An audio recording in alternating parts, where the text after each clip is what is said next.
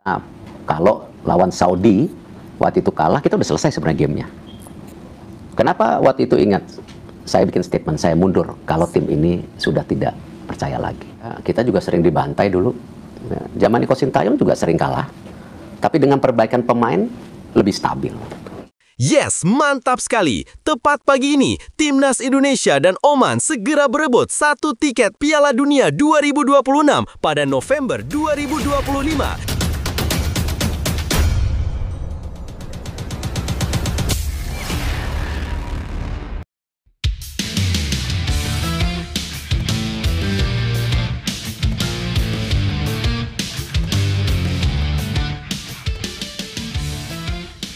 Yes, mantap sekali. Tepat pagi ini, Timnas Indonesia dan Oman segera berebut satu tiket Piala Dunia 2026 pada November 2025. Dan Sintayong bakal pimpin laga hidup mati ini demi kesempatan kedua untuk lolos ke Piala Dunia 2026. Erick Thohir tanpa ragu-ragu tunjuk lagi Sintayong. Begini faktanya. Tapi, Mimin minta tolong tonton video ini sampai selesai agar tidak ada kesalahpahaman yang terjadi. Dan tak bosan-bosan juga, tolong like dan share video ini ke media sosial kalian agar semua orang tahu apa yang sedang terjadi.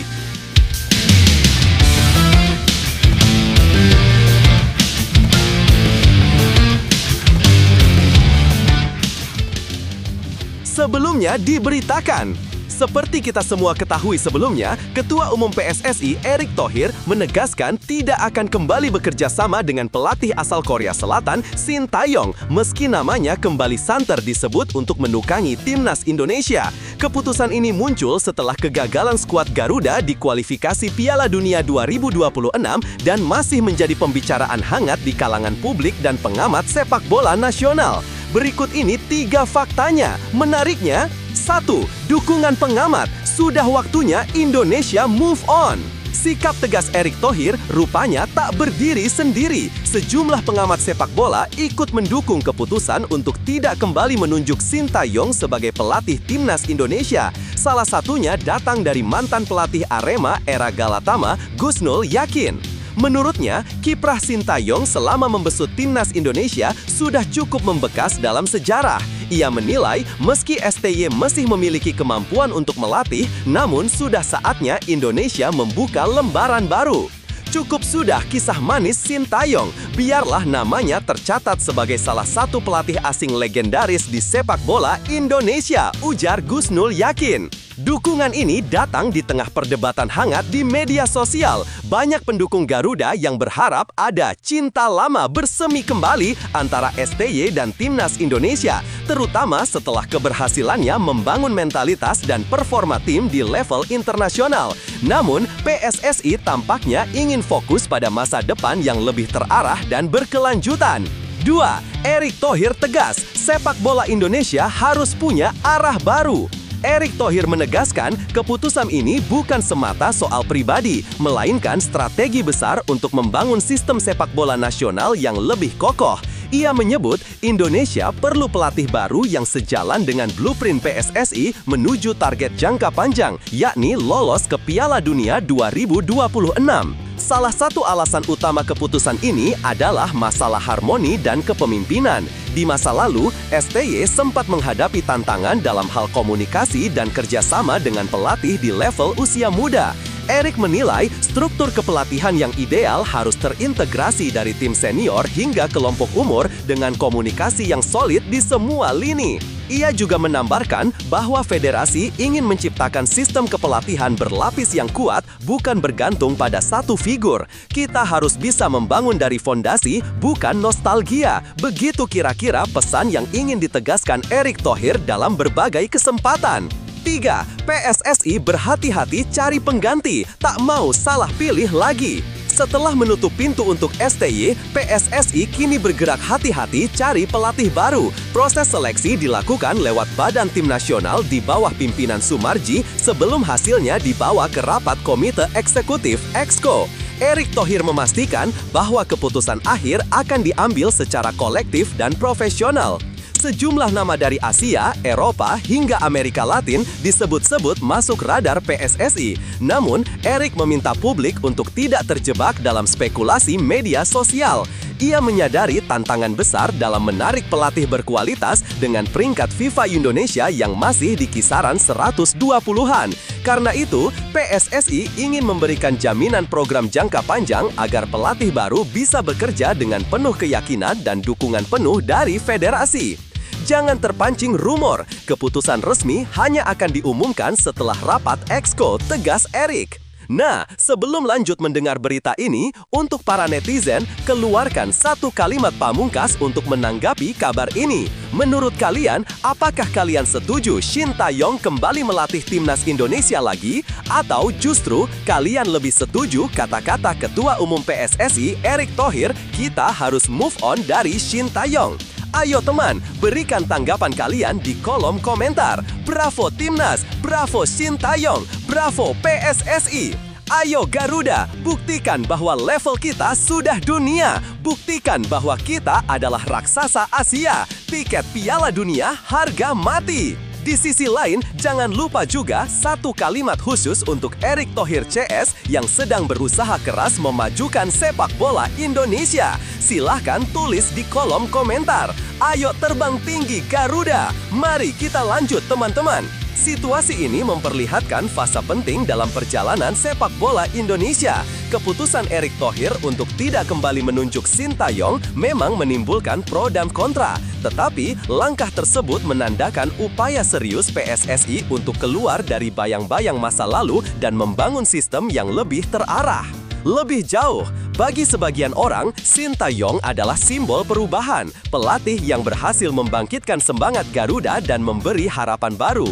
Namun, bagi federasi, ada kebutuhan untuk menciptakan kesinambungan jangka panjang yang tidak bergantung pada figur tertentu. Keputusan move on bukan bentuk penolakan terhadap jasa STY, melainkan penegasan bahwa sepak bola Indonesia harus berani melangkah ke depan dengan identitas sendiri. Yang terpenting sekarang adalah bagaimana PSSI mampu menjaga kepercayaan publik sambil menyiapkan struktur kepelatihan yang benar-benar solid. Bila dilakukan dengan konsisten, keputusan ini bisa menjadi titik balik untuk menjadikan timnas Indonesia bukan hanya kompetitif di Asia Tenggara, tapi juga disegani di level dunia. Perjalanan menuju kemajuan memang tak pernah mudah. Setiap perubahan pasti membawa kegelisahan, terutama ketika harus berpisah dengan sosok yang telah memberi banyak kenangan manis seperti Shin Tae-yong. Namun, seperti halnya dalam hidup, kita tidak bisa terus menatap ke belakang jika ingin melangkah lebih jauh ke depan. Inilah saatnya sepak bola Indonesia membuktikan bahwa kekuatan sejati Garuda tidak hanya datang dari satu nama, melainkan dari semangat, kerja keras, dan keyakinan seluruh elemen yang mencintai merah putih. Perubahan ini bisa jadi awal dari babak baru, lebih matang, lebih mandiri, dan lebih siap menatap masa depan. Jangan takut untuk melangkah, karena setiap langkah maju, sekecil apapun, adalah bentuk keberanian untuk menjadi lebih baik. Sepak bola Indonesia sedang menulis kisah barunya, dan kita semua adalah bagian dari perjalanan itu. PSSI sudah punya target, Nova Arianto punya mimpi. Inilah harapan besar untuk Timnas U17 di Piala Dunia 2025. Sebelumnya diberitakan, Timnas U17 Indonesia kembali menorehkan sejarah dengan memastikan diri tampil di Piala Dunia U17 2025 yang akan berlangsung di Al Rayyan, Qatar pada 3-27 November 2025. Setelah sukses mencapai target utama yakni lolos ke putaran final, kini langkah Garuda Asia berlanjut menghadapi tantangan baru. Mereka tergabung di Grup H bersama Brasil, Honduras, dan Zambia. Grup yang bisa dibilang penuh warna dan ujian berat. Berikut ini 3 faktanya. 1. Target PSSI sudah tercapai, lolos ke Piala Dunia U17 2025. Wakil Ketua Umum PSSI, Ratu Tisha, menegaskan bahwa federasi tidak membebani pelatih Nova Arianto dengan target muluk. PSSI hanya menuntut satu hal, membawa Timnas U17 Indonesia lolos ke ajang paling bergengsi di level junior dunia. Dan kini target itu telah tercapai. Sebenarnya tidak ada target yang berlebihan. Target utama kami adalah lolos ke Piala Dunia U17 2025. Dan itu sudah tercapai, ujar Ratu Tisha. Menurutnya, pencapaian ini bukan akhir, melainkan awal dari proses pembentukan mental dan karakter pemuda Indonesia. PSSI kini lebih fokus pada pembinaan dan pengalaman bertanding di level tertinggi, agar generasi muda bisa tumbuh menjadi tulang punggung timnas senior di masa depan. 2. Nova Arianto punya ambisi lebih, lolos dari fase grup. Meski PSSI sudah merasa cukup dengan keberhasilan lolos ke putaran final, Nova Arianto memiliki mimpi pribadi, membawa timnas U17 Indonesia melangkah ke babak gugur. Pelatih asal Semarang itu menilai kesempatan tampil di Qatar adalah momentum emas bagi para pemain muda untuk unjuk kemampuan dan mental bertarung. Berada satu grup dengan raksasa seperti Brasil U17 dan tim penuh kejutan seperti Zambia serta Honduras tentu bukan perkara mudah. Namun Nova melihat peluang tetap ada jika skuadnya bisa bermain tanpa beban. Ia menekankan pentingnya disiplin, fokus, dan semangat pantang menyerah di setiap pertandingan. Nilai yang selalu ia tanamkan sejak awal persiapan. 3. Pesan Ratu Tisha, nikmati pertandingan, bermain dengan semangat. Alih-alih menekan dengan target berat, Ratu Tisha justru memberikan pesan menenangkan kepada para pemain muda Garuda Asia. Ia ingin setiap pemain tampil dengan semangat tinggi dan menikmati setiap momen di panggung dunia ini. Sekarang tinggal bagaimana mereka bisa bermain dengan semangat di setiap pertandingan. Tentu mereka bermain untuk menang, tapi tetap realistis dan fokus langkah demi langkah, tutup Tisha. Pesan ini menggambarkan pendekatan baru PSSI yang lebih manusiawi, memberikan ruang tumbuh bagi pemain muda tanpa tekanan berlebihan. Di bawah panduan Nova Arianto dan dukungan federasi, harapan besar tumbuh bahwa timnas U17 tak hanya sekadar peserta, tetapi juga pembawa semangat baru sepak bola Indonesia. Inilah momen pembuktian bagi generasi muda Garuda Asia. Mereka tak lagi bermain demi beban target, melainkan demi kebanggaan, pengalaman, dan mimpi besar untuk mengibarkan merah putih di kancah dunia. Lebih lanjut, langkah PSSI yang tidak membebani timnas U17 dengan target tinggi bisa dibilang langkah yang bijak dan realistis. Dalam fase pembinaan usia muda, yang terpenting bukan hanya soal hasil, tapi proses pembelajaran dan pengembangan mental bertanding di level dunia. Dengan begitu, para pemain bisa tampil tanpa rasa takut dan lebih menikmati pengalaman berharga yang jarang didapat. Sikap Nova Arianto yang tetap berani menargetkan lolos dari fase grup menunjukkan ambisi sehat seorang pelatih muda. Ia tahu bahwa mental juara tidak lahir dari tekanan, melainkan dari keyakinan dan keinginan kuat untuk melampaui batas. Semangat seperti inilah yang dibutuhkan sepak bola Indonesia. Tidak cepat puas, tapi juga tidak terjebak dalam beban ekspektasi.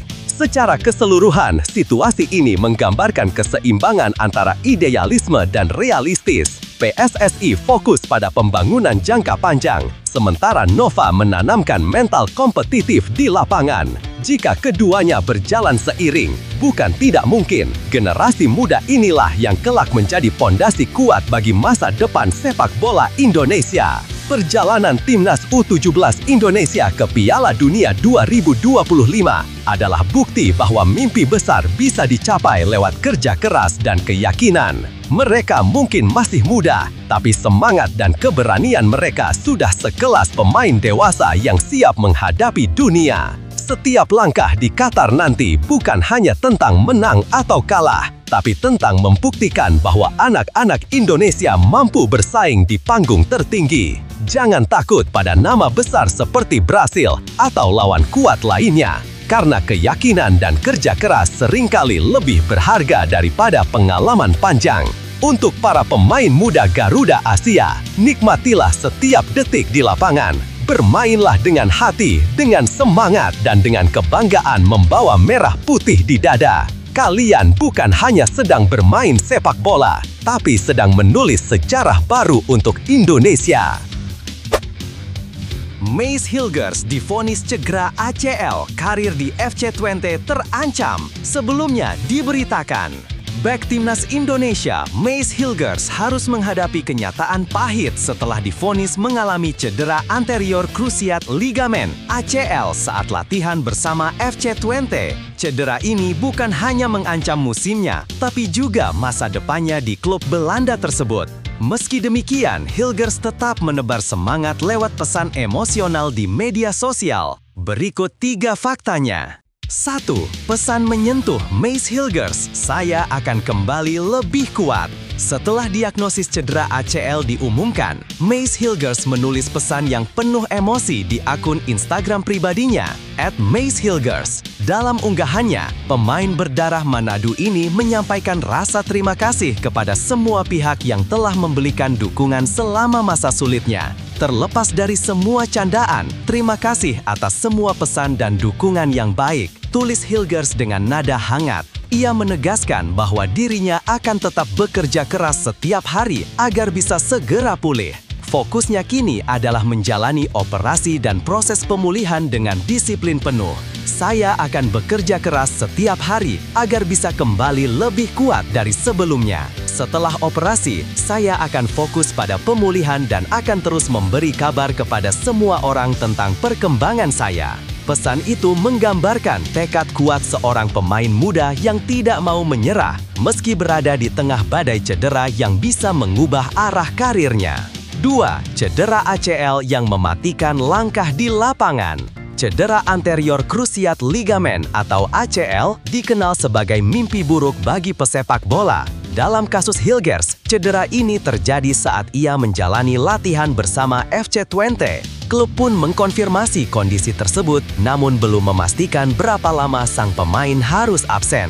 Menurut laporan media Belanda, Hilgers kemungkinan harus menepi hingga 9 bulan. Artinya, ia berpeluang besar melewatkan sisa musim dan mungkin tak lagi berseragam FC Twente, mengingat kontraknya akan berakhir pada Juni 2026. Situasi ini membuat masa depannya di Eropa semakin tidak pasti, terutama karena pemain berusia 24 tahun itu sebelumnya belum mendapatkan kesempatan tampil reguler di skuad utama. Cedera ini menjadi ujian besar yang tidak hanya menguji fisik, tapi juga mental seorang pemain yang tengah berada di puncak perjuangan karirnya. 3. Pukulan ganda, cedera dan situasi kontrak yang rumit.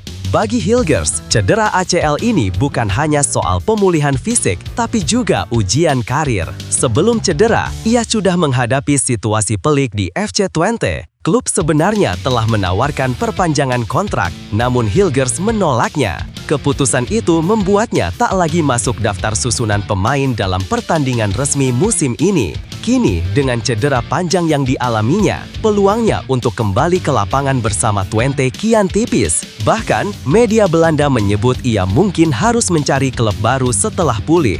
Ironisnya, beberapa waktu sebelum cedera, ia sempat dikabarkan diminati oleh klub Prancis, Stade Brest, serta NEC Nijmegen yang menilai gaya mainnya cocok dengan profil tim mereka. Namun nasib berkata lain.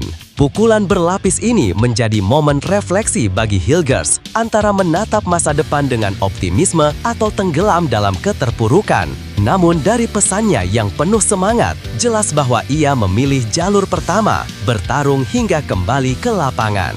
Cedera ACL memang bukan akhir segalanya. Bagi pemain muda seperti Mace Hilgers, ini bisa menjadi titik balik untuk kembali lebih kuat. Dalam dunia sepak bola, banyak kisah pemain yang bangkit dari cedera berat dan tampil lebih tangguh dari sebelumnya. Hilgers tampaknya siap menulis kisah kebangkitannya sendiri. Lebih lanjut, situasi yang dialami Mace Hilgers benar-benar menjadi ujian berat baik secara fisik maupun mental. Cedera ACL adalah salah satu cedera paling menakutkan bagi pesepak bola karena bukan hanya membuat mereka absen lama, tapi juga menguji tekad dan keyakinan untuk bisa kembali ke performa terbaik. Dalam kasus Hilgers, cobaan ini datang di waktu yang kurang ideal saat kontraknya bersama FC Twente belum pasti dan masa depannya di Eropa sedang digantung. Namun di balik kabar buruk itu, terselip semangat besar yang patut diapresiasi. Hilgers menunjukkan sikap matang dan profesional dengan tetap berterima kasih kepada semua pihak yang dukungnya sambil menegaskan tekad untuk kembali lebih kuat. Ini menunjukkan mentalitas seorang pejuang sejati, bukan hanya pemain yang menyerah pada keadaan. Dalam dunia sepak bola, banyak pemain besar yang bangkit setelah cedera serupa, dari Zlatan Ibrahimovic hingga Virgil van Dijk. Jika Hilgers mampu menjaga semangat dan disiplin dalam proses pemulihan, bukan tidak mungkin ia akan menjadi sosok inspiratif berikutnya. Cedera memang bisa menghentikan langkah sementara, tapi tidak bisa memadamkan semangat seorang pemain yang punya tekad besar untuk bangkit. Apa yang dialami Mace Hilgers adalah pengingat bahwa perjalanan menuju sukses tidak selalu mulus. Kadang, justru di titik paling sulitlah seseorang menemukan kekuatannya yang sebenarnya. Cedera ACL memang berat, tapi bukan akhir dari segalanya. Justru dari situ, semangat, kesabaran, dan keteguhan hati diuji sepenuhnya. Hilgers bisa menjadikan masa pemulihan ini sebagai momentum untuk membangun kembali dirinya, bukan hanya secara fisik, tapi juga mental. Banyak pemain hebat yang pernah jatuh, bahkan lebih dalam, namun bangkit dan menulis kisah luar biasa. Tidak ada yang mustahil jika keyakinan dan kerja keras menjadi pegangan utama. Bangkit dari cedera seperti ini bukan soal seberapa cepat pulih, tapi seberapa kuat kemauan untuk kembali. Selama ada tekad dan mimpi, semua luka bisa sembuh, dan setiap langkah kecil menuju lapangan lagi akan terasa berarti. Jadi, tetaplah berjuang, Mace Hilgers, karena badai ini pasti akan berlalu, dan saat itu tiba, kamu akan berdiri lebih kuat dari sebelumnya. Heboh isu cinta lama bersemi kembali dengan Shin Tae-yong. PSSI angkat bicara dan tegaskan fokus ke arah baru. Sebelumnya diberitakan, rumor kembalinya Shin Tae-yong menukangi timnas Indonesia membuat publik sepak bola tanah air ramai membicarakannya.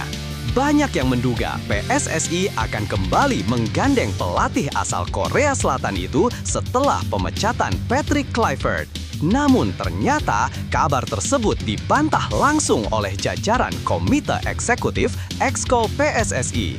Berikut ini 3 faktanya. 1. Rumor cinta lama bersemi kembali dengan Shin Tae-yong menggema di kalangan supporter. Desas-desus soal Shin Tae-yong kembali ke timnas Indonesia mendadak ramai di media sosial. Disebut-sebut sebanyak 10 anggota Exco PSSI setuju untuk membawa kembali pelatih yang pernah mengantar skuad Garuda ke Piala Asia itu. Namun, kabar tersebut segera ditepis oleh beberapa anggota Exco PSSI. Endri Erawan, Muhammad, dan Hairul Anwar termasuk di antara yang membantah keras rumor balikan tersebut. Tak lama, giliran Vivin Cahyani Sungkono yang menegaskan bahwa isu itu tidak memiliki dasar sama sekali. Kami ingin meluruskan bahwa berita mengenai kembalinya pelatih Shin Tae-yong, STY, itu adalah berita tanpa dasar dan tidak valid. Tidak ada pembicaraan apapun mengenai STY dalam agenda PSSI saat ini, ujar Vivin dalam keterangan resminya pada Senin 3 November 2025. Pernyataan itu menutup spekulasi liar yang sempat beredar dan menegaskan bahwa tidak ada wacana resmi dari PSSI untuk kembali bekerja sama dengan pelatih asal Korea Selatan tersebut. 2. Fokus utama cari pelatih terbaik untuk masa depan Garuda. Setelah kabar pemecatan Patrick Kluivert, kursi pelatih timnas Indonesia memang kosong. PSSI kini tengah berpacu dengan waktu mencari sosok baru yang bisa membawa Garuda terbang lebih tinggi. Menurut Vivin, federasi kini menatap masa depan, bukan menengok ke belakang. Kami sangat menghargai dan berterima kasih atas dedikasi Coach STY dan Coach PK yang sudah membantu berjuang di masa tugasnya. Namun, kini waktunya kita harus move on, ungkapnya. Lebih lanjut, Vivin menegaskan bahwa PSSI sedang bekerja keras mencari pelatih yang sejalan dengan visi dan roadmap sepak bola nasional. Tujuannya adalah membangun fondasi jangka panjang agar timnas Indonesia bisa tampil lebih stabil dan kompetitif di level internasional. PSSI sedang bekerja keras mencari sosok pelatih senior yang akan memimpin timnas dalam jangka waktu panjang sesuai dengan visi dan peta jalan baru sepak bola Indonesia. 3. Apresiasi tinggi untuk Shin Tae-yong dan Patrick Kluivert. Meski menolak isu CLBK, PSSI tetap memberikan apresiasi besar untuk para pelatih yang pernah berjuang bersama timnas Indonesia. Shin Tae-yong dikenang sebagai sosok yang mengubah mental dan disiplin pemain Indonesia. Sementara Patrick Kluivert dianggap membawa semangat baru meski masa kerjanya singkat. Langkah PSSI yang memilih fokus ke depan menunjukkan niat mereka untuk membangun timnas dengan strategi jangka panjang.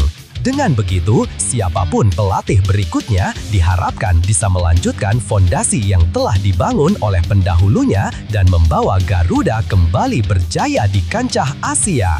Tanpa perlu menoleh ke masa lalu, langkah PSSI kini jelas, cari pelatih terbaik untuk masa depan sepak bola Indonesia.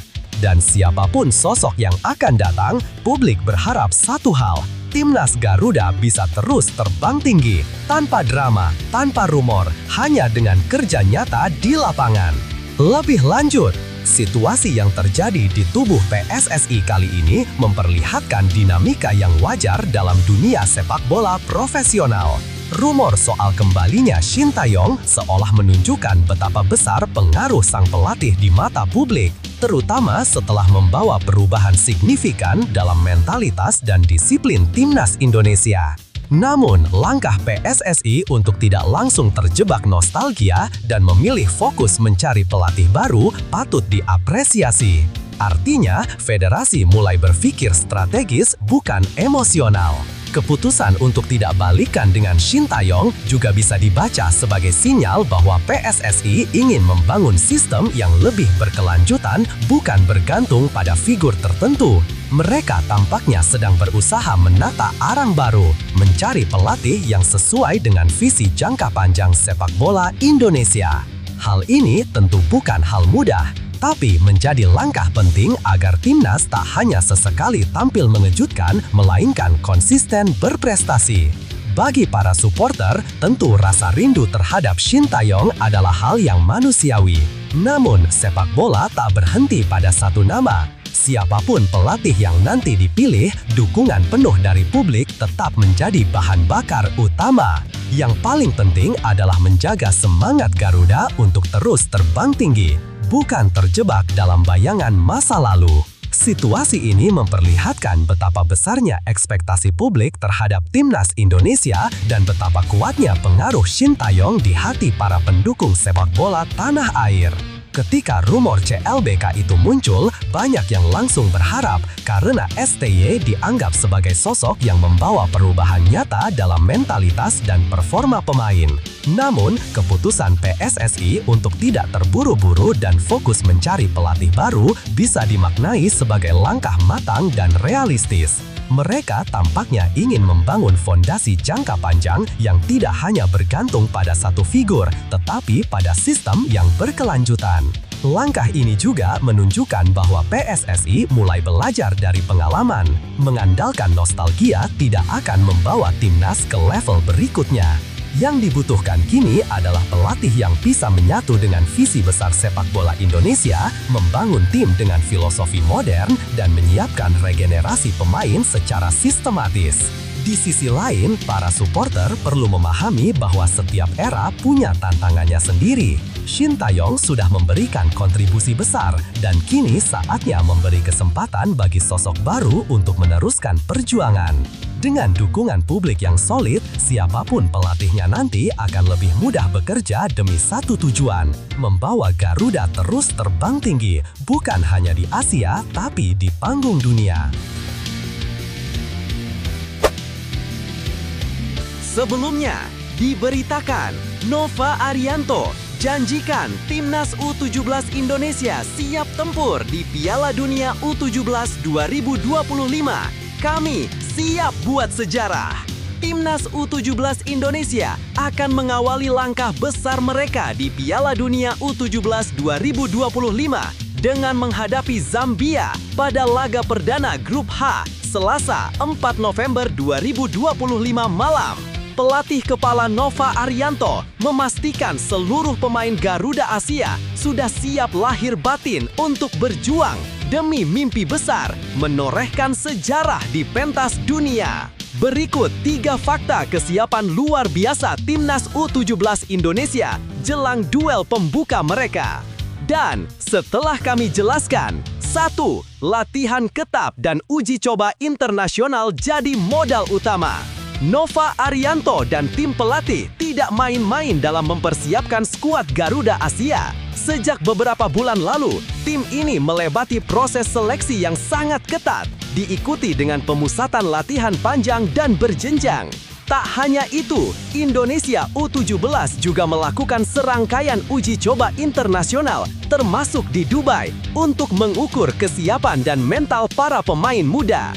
Dari proses tersebut, Nova melihat peningkatan signifikan dalam kerjasama tim dan pemahaman taktik.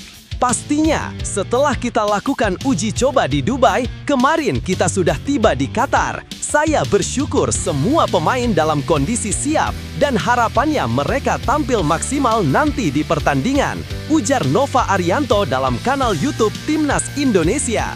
Menurut Nova, hasil dari latihan keras dan pengalaman uji coba itu akan menjadi bekal penting untuk menghadapi tekanan di ajang sekelas Piala Dunia. Ia menegaskan bahwa tak ada pertandingan mudah di turnamen ini, namun tekad kuat timnya sudah terbentuk. 2. Fokus recovery dan strategi hadapi Zambia. Menjelang laga perdana, Nova menitik beratkan perhatian pada pemulihan kondisi fisik pemain. Para pemain baru saja melewati rangkaian pertandingan uji coba padat, sehingga fokus utama sebelum pertandingan adalah memastikan kebugaran mereka berada di level terbaik. Pertama, kami fokus dengan recovery pemain dulu setelah mereka menjalani 3 pertandingan, jadi fokus ke recovery, ucap Nova. Ia menambahkan bahwa tim juga menyiapkan skema permainan yang sudah disesuaikan dengan karakter lawan. Fase persiapan ini menjadi momentum penting bagi staf pelatih untuk memastikan para pemain paham betul apa yang harus dilakukan di lapangan. Bagi Nova, pertandingan melawan Zambia bukan sekedar laga pembuka, tetapi juga ujian mental dan disiplin taktik. 3. Mimpi besar, dukungan supporter dan sejarah baru. Lebih dari sekedar pertandingan, misi Timnas U17 Indonesia di Qatar adalah menulis sejarah. Di edisi sebelumnya, Garuda Asia hanya mampu meraih 1 poin di bawah asuhan Bima Sakti. Kini, Nova Arianto ingin timnya melangkah lebih jauh. Nova menyadari kekuatan besar dari dukungan supporter Indonesia, baik yang datang langsung ke stadion maupun yang menyemangati dari rumah. Ia berharap atmosfer dukungan itu bisa menular ke semangat para pemain di lapangan. Dukungan dari supporter Indonesia pasti sangat membantu semangat dari pemain. Harapannya dengan datangnya supporter di lapangan bisa membantu pemain lebih bersemangat dan bisa meraih hasil terbaik, ujar Nova dengan nada penuh harap. Garuda Asia kini memikul tanggung jawab besar, bukan hanya membawa nama Indonesia, tetapi juga menunjukkan bahwa generasi muda negeri ini siap bersaing dengan tim-tim terbaik dunia. Lebih lanjut, situasi yang dihadapi Timnas U17 Indonesia jelang Piala Dunia 2025 ini menunjukkan bahwa pembinaan sepak bola usia muda kita mulai berada di jalur yang tepat. Nova Arianto tampak mampu menciptakan atmosfer profesional dan penuh disiplin di dalam tim. Pendekatan yang ia lakukan memadukan latihan intens, uji coba internasional, serta manajemen pemulihan fisik menunjukkan keseriusan dan perencanaan matang yang jarang terlihat di level usia muda sebelumnya. Dari sisi mentalitas, para pemain juga terlihat lebih percaya diri. Mereka bukan datang ke Qatar sekedar untuk ikut tampil, tetapi benar-benar ingin bersaing dan membuktikan kemampuan. Ini penting karena di level dunia, rasa minder seringkali menjadi penghambat terbesar bagi tim dari negara berkembang. Selain itu, permintaan Nova terhadap dukungan supporter menegaskan betapa pentingnya energi dari publik. Tim muda ini butuh dorongan moral yang besar agar bisa tampil lepas tanpa tekanan berlebihan.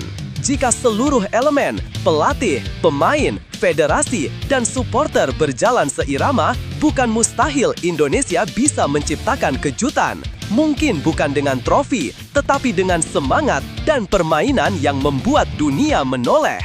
Perjalanan Timnas U17 Indonesia ke Piala Dunia 2025 bukan sekedar tentang sepak bola, tetapi tentang mimpi yang tumbuh dari kerja keras dan keyakinan. Anak-anak muda ini adalah simbol harapan bangsa. Mereka berani melangkah ke panggung dunia dengan membawa nama Indonesia di dada dan semangat Garuda di hati.